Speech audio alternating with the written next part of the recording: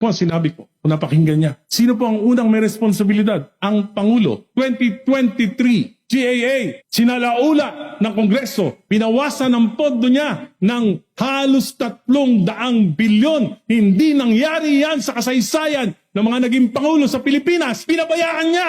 Hindi siya kumibo. Yung kabinete niya, hindi kumibo. Specific yon. 2024, binawasan, sinalaula ng Kongresong ito, 500 billion. Binawasan ng President's budget, hindi kumibo ang Presidente, hindi kumibo ang ating mga kabinete. 2025, 473 billion, pati yung mga pondo para sa mga flagship projects ng Pangulo inalis. Kaya na-delay na lahat ng mga proyekto. Hindi pa rin kumibo ang Pangulo, hindi pa rin kumibo ang kabinete. Number one na may problema, command responsibility ang ating Pangulo. Very specific yan. Pangalawa,